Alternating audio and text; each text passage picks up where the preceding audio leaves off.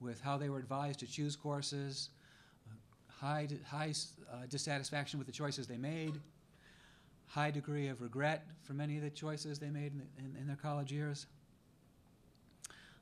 That is, we saw lots of evidence of buyer's remorse, you might say.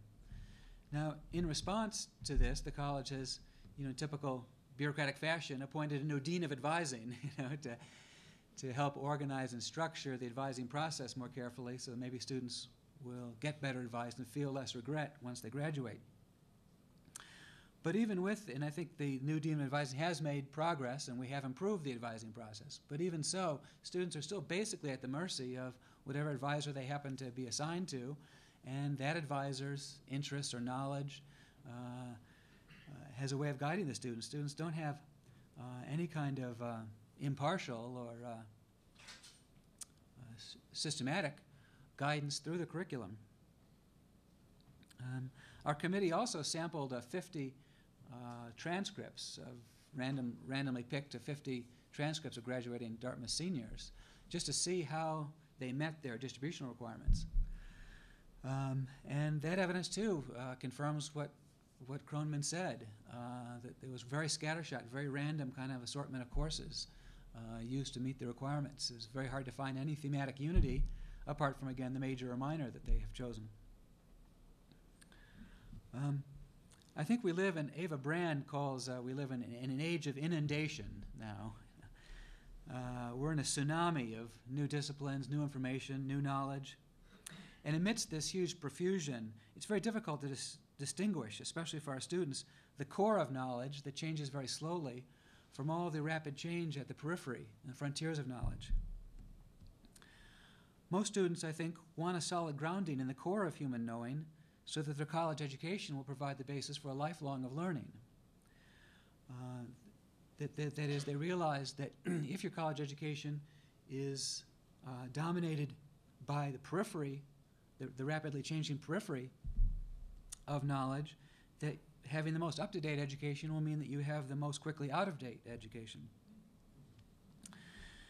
Now, the Daniel Webster program is a new faculty initiative that's beginning to start the conversation on campus about how can we offer a greater structure and focus to students as they try to shape a liberal arts education for themselves. We have two main initiatives.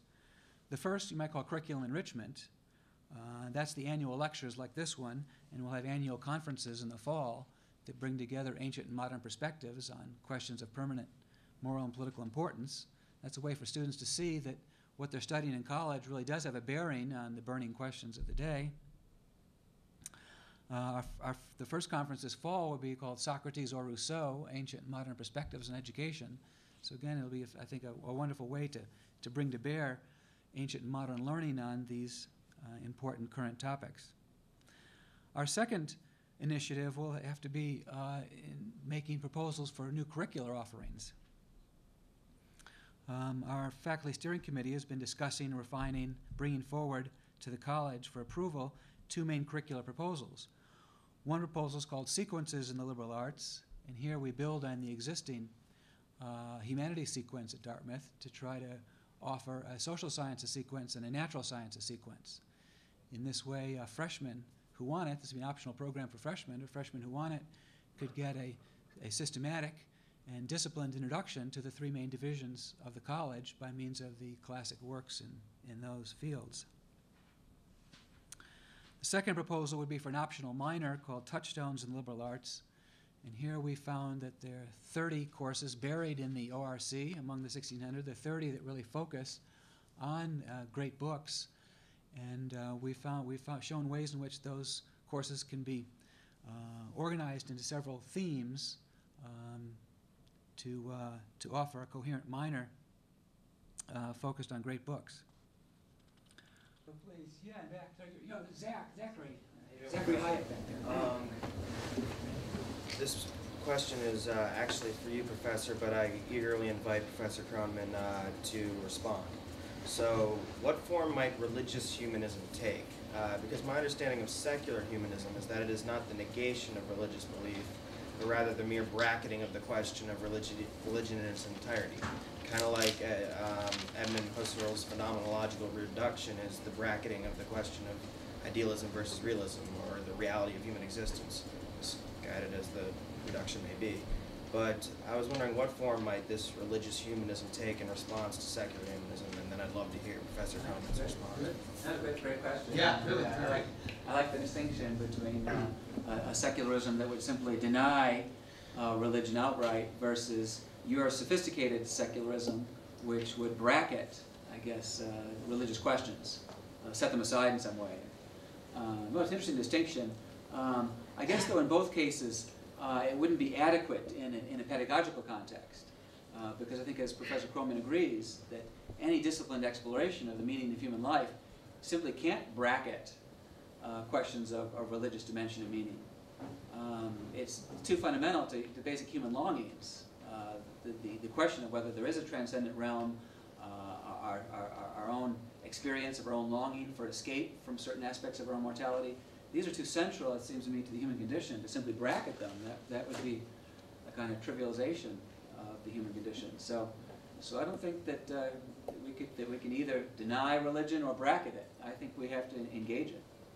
But you Good. A wonderful question. Let me try to answer it concretely with an example. In the directed studies program at Yale, among the texts that we read and discuss are some that by anyone's account would be considered works of the religious spirit. Augustine's City of God, for example, Fear and Trembling, and others. And so the question is, well, in what I say we approach these works in the spirit of secular humanism, and what exactly does that mean? Well, I can tell you in my own classroom, my objective is not just to, with the students, explore the line of thought, the structure of the argument, to see what the premises and presuppositions are and what the implications might be, but more importantly and more fundamentally, to enter in a sympathetic spirit into the claims of the work itself, to allow ourselves to feel them without at least, as the teacher, endorsing them. And this is close, I think, to what you had in mind by your reference to Husserl and the idea of the bracket. The bracket, from at the end of the day, if the students say, well, do you really believe what Augustine has to say? And I have to say, that is not for me to say. Even if I knew definitively what my own mind in the matter is, it wouldn't be for me to say. That would be a usurpation of a responsibility that is yours. So detachment is as important as engagement, and how one can be both intimately sympathetic and not just coolly, distantly, intellectually observant, but how you can be passionately sympathetic and engaged, spiritually engaged, and yet suspend judgment and remain detached and not say yay or nay. I don't know that I always do that, get the balance right, but that is the target, that's the goal, and it seems to me to be a definable pedagogical ideal. Yeah, if I could just add, I mean, I share that ideal totally. His description of what he tries to do in the classroom is precisely what I would attempt to do. I would consider myself a religious humanist. You're a secular humanist. Where we meet in the classroom, I would call this humanism. Yeah.